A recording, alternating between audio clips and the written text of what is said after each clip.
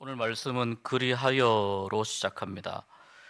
그리하여는 사실 이걸 원어로 제대로 뜻을 살펴보니 한편 그러므로 이런 의미가 있습니다. 한편 그러므로 앞에 나오는 내용과 그리하여가 그렇게 편안하게 연결이 되는 것 같지 않습니다. 앞쪽에 나오는 말씀의 내용들을 살펴보면 스데반의 순교로부터 교회가 큰 박해를 받게 됩니다. 이 박해가 시작된 이후에 교회들이 예루살렘에서 여러 곳으로 성도들이 흩어집니다. 그리고 그 성도들이 흩어진 그 이후부터 지금까지 오늘 말씀에 이르는 교회가 경험한 이 모든 일의 결과로 이런 의미입니다. 이 모든 일의 결과로 온 교회가 평안하여 든든히 서가게 되었더라라고 성경이 말씀하고 있는 것입니다. 이 앞부분에 나와 있는 그 교회가 겪었던 여러 사건들의 중심되는 인물들이 몇 명 있습니다. 방금 말씀드린 초대교회 7집사 중 한 명인 스데반이 있고요. 그 다음 이 스데반 순교의 그 결과로 사역을 하게 된 빌립이 있습니다. 그리고 사울이 9장에 보면 하나님을 믿는 사람들을, 예수 그리스도를 믿는 사람들을 핍박하던 사울이 회심하는 내용이 사실 9장에 나오게 됩니다. 이 스데반과 빌립과 이 사울 세 사람 사이에 이 엉켜 있는 여러 가지 관계들과 이 안에서의 이 사건들, 그러한 모든 일의 결과로 교회가 평안하여 든든히 서가게 되었더라, 이런 말씀입니다. 오늘 참고로 빌립의 사역을 우리가 좀 살펴보려고 합니다. 이 빌립은 스데반의 순교로 인해서 이 스데반의 순교 이후에 그 기독교를 박해하는 중심에 섰던 인물인 사울, 그 사울의 박해로 인해서 당시의 상황이 평안하지 않았습니다. 그래서 빌립의 사역이 핵심적으로 말씀되어 있는 8장 1절에 보니까 사울은 그 스데반이 죽임당함을 마땅히 여겼다. 스데반이 돌에 맞아 순교하는데요, 사울은 스데반이 그렇게 죽는 게 당연하다고 여겼다는 겁니다. 그리고 이제 그날에 예루살렘에 있는 교회에 큰 박해가 있어서 사도들 외에는 온 유대와 사마리아 여러 땅으로 다 사람들이 흩어졌다라고 말씀하고, 그 다음 이어지는 8장 2절에 경건한 사람들이 이 스데반을 장사하고 그리고 크게 울었다라고 8장 2절에 기록합니다. 스데반의 순교는 매우 안타까운 일이지만 또 당시 사울의 입장은 이 예수를 믿는 스데반이 순교하는 것이, 돌에 맞아서 죽는 것이 지극히 당연하다라고 생각했다는 말씀입니다. 그래서 8장 3절에 이제 이 사울이, 스데반의 그 죽음을 당연하게 여긴 사울이 교회를 핍박하러 진멸하러 다니게 됩니다. 그래서 이 결과로 예루살렘에 있는 교회가 큰 박해를 받게 되고 예수님의 제자들인 이 사도들 외에는 많은 그리스도인들이 그 지역 인근 땅, 유대 땅과 그 다음 사마리아 땅으로 흩어집니다. 교회는 큰 위기를 맞이하게 됩니다. 박해를 맞이하면서 충직한 일꾼이었던 스데반을 이루면서 교회는 큰 위기를 맞이하였습니다.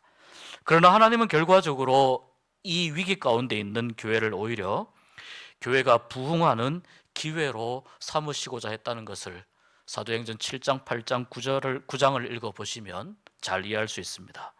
그러나 그 당시에 박해 가운데 있었던 그리스도인들은 아마도 하나님의 이러한 깊은 뜻을 다 알지 못했을 것입니다. 8장 3절로 가면 사울이 박해를 하는데 말씀드린 것처럼 사울이 교회를 진멸할새 각 집에 들어가 남녀를 끌어다가 옥에 넘겼다. 예수 믿는다는 이유로 어떻게 했다는 겁니까? 잡았다가 감옥에 가두었다는 거예요. 그러니까 이 일을 피하기 위해서 사람들이 여러 지역으로, 지방으로 흩어질 수밖에 없는 것입니다. 그 결과로 8장 4절에 흩어진 사람들이 흩어져서 숨어서 지내면 되는데 자기가 흩어졌던 그 동네에 가서 거기서 두루다니며 복음을 전하게 되었다는 겁니다. 그리고 그 박해의 결과로 5절에 보면 빌립이 사마리아 성에 내려가서 그리스도를 백성에게 전파하니라고 되어 있습니다. 사마리아 성은 어떤 성입니까? 유대인들은 이 사마리아 사람들과 여러분 상종을 하지 않습니다. 견원지간과 같이 서로 아는 척을 하지 않습니다. 그러나 교회가 핍박을 받으면서 그리스도인들이 사마리아 성으로도 도피할 수밖에 없는, 피할 수밖에 없는 상황이 만들어졌고, 이 과정 속에서 흩어진 많은 사람들이 사마리아에 복음을 전한다는 겁니다. 그래서 빌립도 여기에 가서 복음을 전하게 됩니다. 그러나 제가 방금 말씀드린 것처럼 이 8장의 상황을 보면 역시 평안한 상황은 아니라는 것을 알 수 있습니다. 그러니까 빌립도 따지고 보면은요, 박해의 피해자입니다. 그러나 하나님은 이 박해의 피해자인 빌립을 사용하셔서 교회를 세워가시는데, 이 빌립이 교회를 세워가는데 굉장히 중심되는 자리에서 쓰임받는 것을 보게 됩니다. 하나님은 이런 방법을 통해서 이방인들이라 여겨졌던 이 사마리아 사람들이 복음을 듣도록 역사하신 것입니다. 사도행전에 오직 성령이 너희에게 임하시면 너희가 권능을 받고 예루살렘과 온 유대와 사마리아와 땅 끝까지 이르러 내 증인이 되리라. 1장 8절에 이렇게 말씀하고 있는데, 예루살렘, 그 다음 온 유대죠. 그 다음이 사마리아. 그러니까 땅 끝까지 가기 전에 사마리아라고 하는 지명이 나오는데, 이 사도행전 8장에 바로 그 사마리아에 복음이 전해지는 그 사역이 나오고 있다는 것입니다. 빌립의 사역을 주목해서 말씀을 좀 살펴보겠습니다. 빌립이 사마리아 성에 가서 했던 사역을 3가지 정도로 나누어 볼 수 있습니다. 첫 번째는 빌립이 사마리아 성에 가서 전도도 하고 말도 하고 설교도 했습니다. 하나님께서 빌립에게도 성령 충만하게 하여 주셔서 빌립이 또 여러 큰 표적과 기적을 베풀었습니다. 사람들이 빌립이 이야기하는 이 복음을 듣고 빌립의 가르침을 따르고자 합니다. 그리고 빌립의 가르침을 따르면서 복음을 받으면서 많은 사람들을 괴롭게 하던, 또 사람에게 붙었던 더러운 귀신들이 크게 소리를 지르면서 나가는 굉장한 기적이 일어납니다. 뿐만 아니라 많은 중풍병자와 걷지 못하는 사람들도 걷게 되는 은혜를 입었습니다. 빌립의 이러한 복음 사역으로 인해서 사마리아 성에 큰 기쁨이 있게 되었다고 성경이 말씀하고 있습니다. 이것이 사마리아 성에서 빌립의 사역의 어떤 전반적인 내용입니다. 그런데 이 빌립의 사역에 있어서 사마리아 성에서의 특징적인 인물이 한 명 등장하는데, 그 사마리아 성에 시몬이라는 사람이 있습니다. 이 시몬이 마술사입니다. 당시에는 마술사가 지혜로운 사람이기도 하고 여러 가지 많은 것들을 아는 사람이지만, 이 시몬은 자기가 다양한 마술과 기적을 베풀면서 사람들을 놀라게 했습니다. 그러니까 마술을 보여주니까 사람들이 너무 신기해서 거기에 매료되고, 또 이 시몬이 그런 일들을 통해서 그 사람들, 주위의 사람들에게 자칭 큰 자로 그렇게 불리게 됩니다. 문제는 시몬의 이 마술을 바라보는 많은 사람들의 관점입니다. 이 사람들이 이 시몬의 능력이 하나님의 능력이다, 이렇게 바라보았다는 겁니다. 여러분, 이 시몬의 능력은 하나님의 능력이라고 볼 수가 없는 거죠. 그냥 마술에 불과한 것이죠. 이 사람들은 시몬은 아마도 하나님을 믿는 사람이었을지는 몰라도 그럴 가능성이 있어 보이지만, 그러나 시몬은 예수님을 아는 사람은 아니었습니다. 주위의 사람들이 시몬의 그 마술을 보며 하나님의 능력이라고 믿는 겁니다. 여기서 우리가 신앙적으로 주의할 점을 하나 기억해야 되겠습니다. 어떤 큰 표적이나 어떤 기적이 내 주위에서 일어날 때 그것이 모두가 다 하나님의 능력이 아니라는 점입니다. 성경에 보면 이러한 예들이 나옵니다. 모세가 이스라엘 백성들을 출애굽시키러 이집트 파라오 앞으로 갔을 때, 그때 하나님께서는 모세에게 하나님의 기적을 이룰 수 있는 그러한 능력을 모세에게 주셨습니다. 모세가 기적을 보여주니까 그 애굽에 있었던 바로의 마술사들, 요술사들도 그 기적을 따라하였다, 이렇게 성경이 기록합니다. 예를 들어 모세가 자기의 지팡이를 던져서 뱀이 되게 하니 바로의 마술사들도 자기의 지팡이를 던져서 뱀을 만들었습니다. 물론 모세가 만든 뱀과 바로의 마술사들이 만든 뱀들 사이에서의 싸움은 일방적인 모세가 만든 뱀의 승리로 끝났습니다만, 지팡이로 뱀을 만드는 이러한 마술 같은 기적을 보여준 것입니다.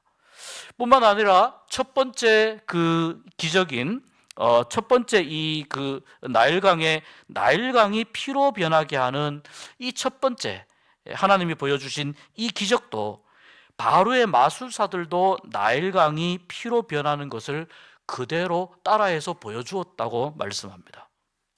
자, 두 번째 하나님이 베푸시는 기적이 나타납니다. 그게 뭡니까? 나일강의 개구리가 육지로 올라와서 사람들을 괴롭히는 거예요. 밥 먹으려고 하는데도 개구리가 뛰어다니고, 침상에도 개구리가 뛰어다니고, 사람들이 너무너무 괴로워했습니다. 그런데 이 개구리가 육지로 올라오는 것을 바로의 요술사들도 그대로 따라했다고 성경이 기록합니다. 이런 능력을 보여줄 수 있는 겁니다. 세 번째 하나님이 베푸시는 세 번째 그 표식이죠, 기적이죠.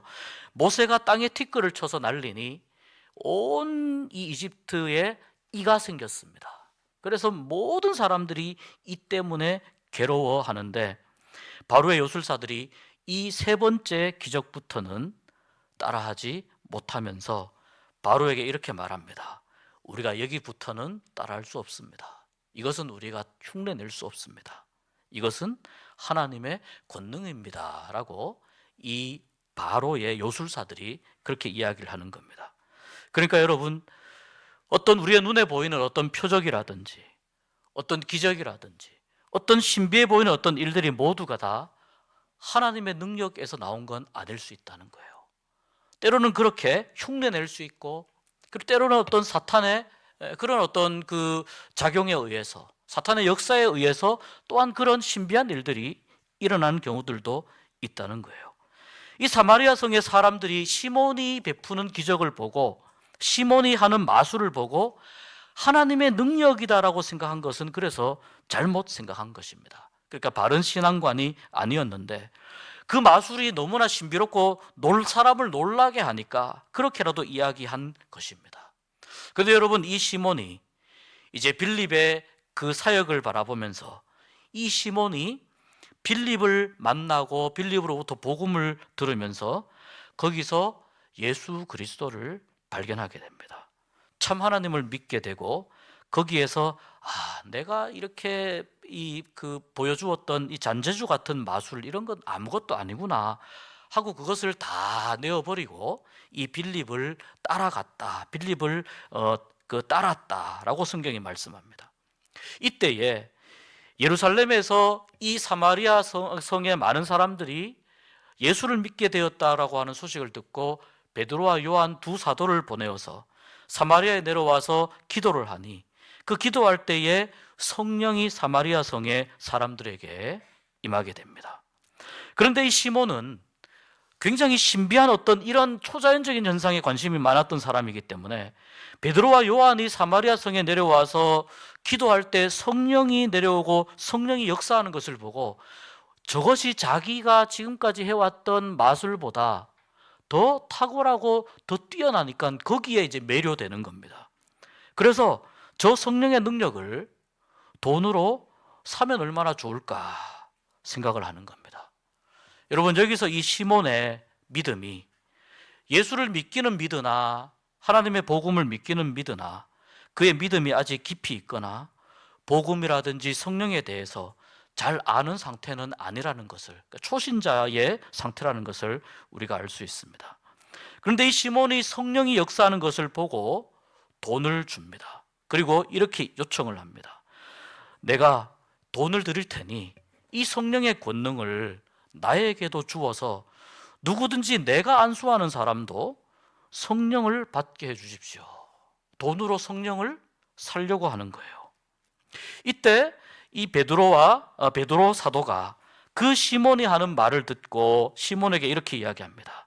내가 하나님의 선물을 돈 주고 살 줄로 생각하였으나 내 은과 함께 내가 망할지어다. 하나님 앞에서 내 마음이 바르지 못하니 이 도에는 내가 관계도 없고 분깃될 것도 없도다. 그러므로 너의 이 악함을 회개하고 주께 기도하라. 혹 마음에 품은 것을 사하여 주시리라. 내가 보니 너는 악독이 가득하여 불의에 매인 바 되었도다.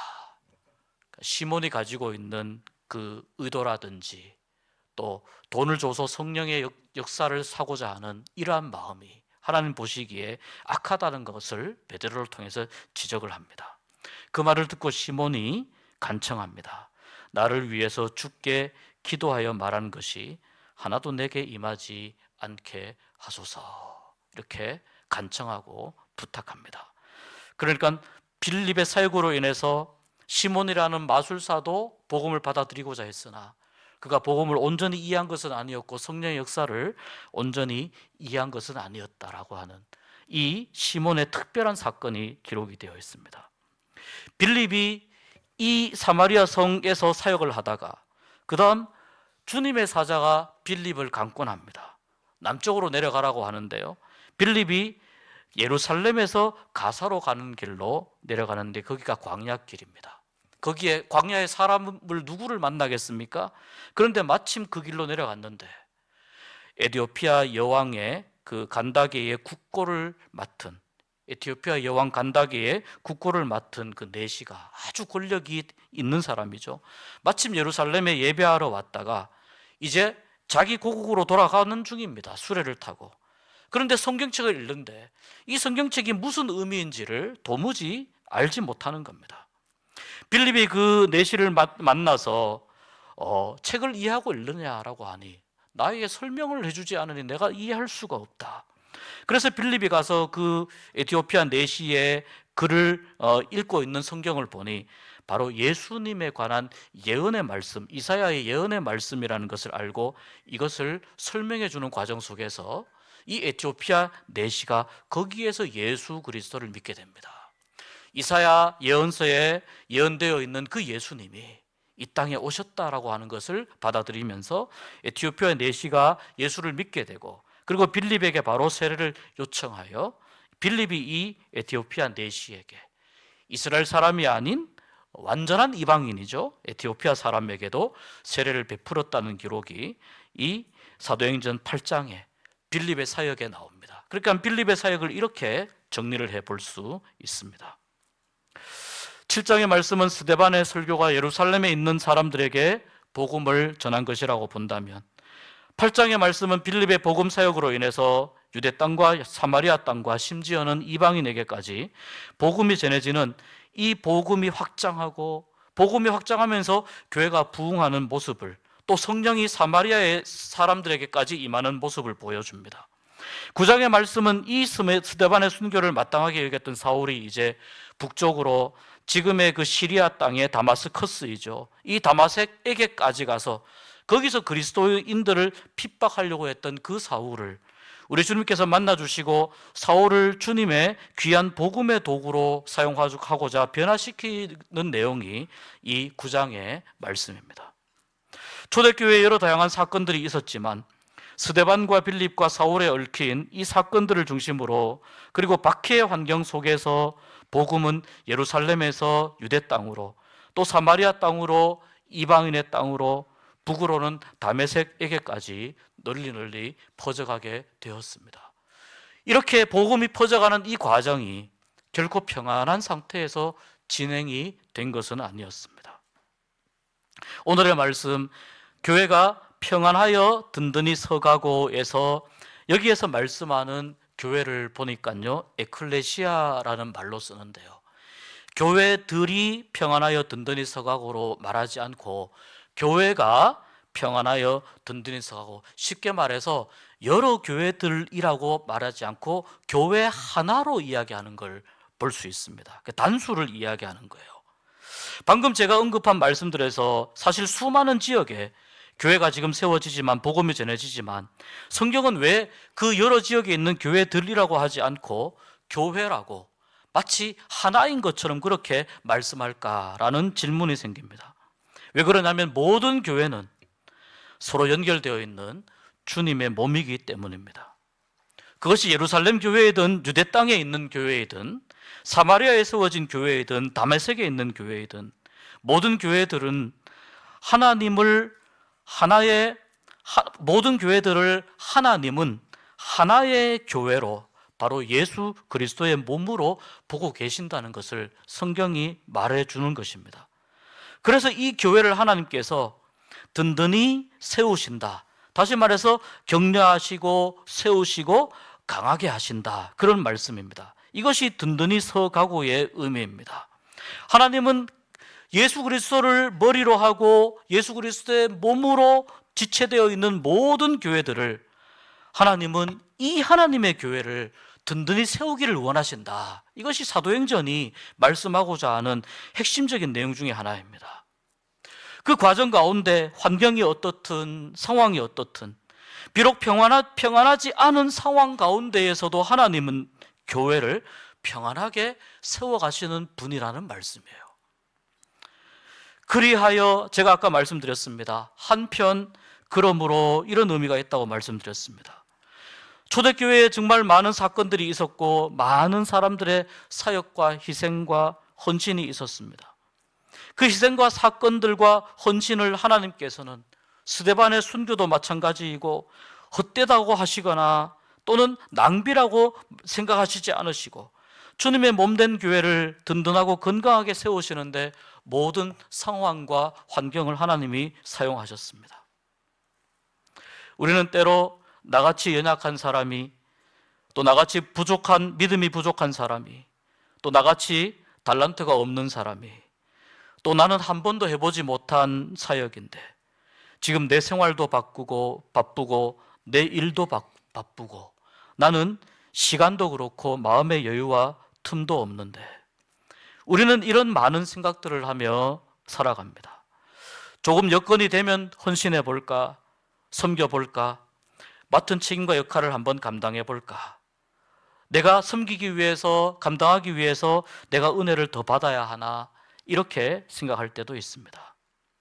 그런데 하나님은 사람의 편에서 평안한 상태로, 또 사람의 편에서 준비되었다고 하기보다 우리 하나님 편에서 하나님께서는 하나님 편에서 사용하기를 원하시는 시간이 있습니다.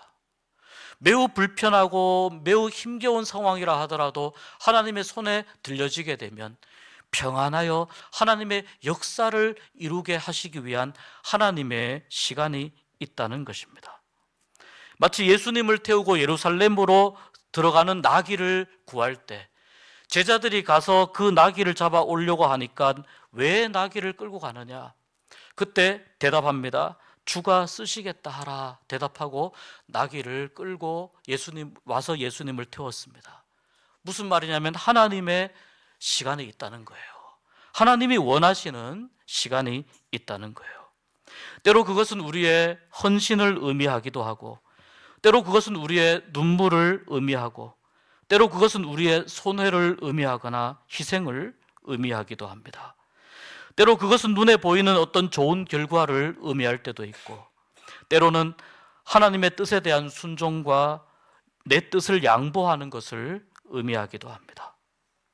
우리가 평안하여 든든히 서가는 이 교회에 관한 말씀을 읽으면서 평안하지 않고 교회가 든든히 서갈 수 없는 상황 가운데에서도 교회를 그렇게 든든히 세워가신 하나님의 전능하심을 믿을진데 우리가 이렇게 고백하는 믿음이 있기를 원합니다. 하나님은 모든 상황과 모든 시간의 주인이시다라는 것을 우리가 고백하는 믿음이 있기를 소원합니다. 우리가 생각하기에 스데반은 얼마나 믿음이 좋은 사람이고 얼마나 교회에 필요한 인재였습니까? 그러나 스데반은 너무 빨리 순교하였습니다. 교회적으로 보면은 참 아까운 초대교회의 일꾼입니다. 하나님께서 조금 더 스데반을 일을 시키시고 조금 더 사용하시면 좋지 않았을까?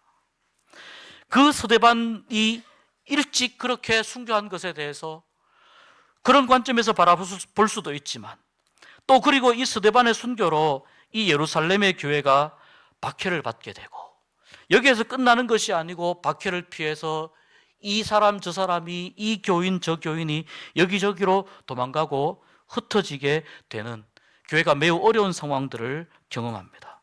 당시 교회의 입장에서는 정말 감당하기 힘든 그런 시련이었을 것입니다. 그런데 하나님께서는 그 모든 상황들, 특별히 평안하지 않은 이 모든 상황들 속에서 하나님은 복음이 승리하는 길을 보여주고 싶어 하셨습니다. 하나님은 교회가 승리하고 하나님 나라가 승리하는 길을 보여주고 싶어 하셨습니다. 결국 순교와 핍박과 이 모든 박해 속에서 또 빌립과 같은 그 충성된 하나님의 종을 통해서 하나님은 교회가 승리하도록 이끄시고 역사하신 줄 믿습니다. 그래서 모든 상황 속에서 하나님은 교회를 든든히 세우시는 분이라는 것을 믿는 믿음이 우리에게 필요한 줄 믿습니다. 그렇게 힘들고 애쓴 그 과정의 결과로 바로 오늘의 말씀이 고백하는 평안하고 든든히 서가는 교회가 생겨나게 된 것입니다. 올해 우리 교회 표현은 평안하여 든든히 서가는 교회입니다. 초대교회처럼 여러 다양하고 힘들고 평안하지 않은 상황을 만나도 이겨내는 교회, 하나님의 선하심을 기대하고 기다리는 교회, 때로 우리가 손해를 보고 원치 않는 일을 겪는다 하여도 하나님께서 마침내 그 모든 상황들을 다루시어 마침내 선을 이루시고 이기게 하실 것이라고 하는 그 믿음으로 전능하신 하나님의 손길을 바라고 기도하면서 나아갈 수 있는 우리 교회가 되기를 소망합니다. 또한 지금 여러분의 삶이 비록 평안하지 않은 상황 가운데 있다 할지라도 하나님께서 여러분의 삶을 평안함으로 든든히 잡아주시기를 소망합니다. 뿐만 아니라 지금 교회도 하나님께서 평안으로 인도하셔서 주의 평안으로 가득 채워지는 은혜가 우리 교회 가운데 가득 차고 넘치기를, 그리고 여러분 모두가 되시기를 주님의 이름으로 축복합니다.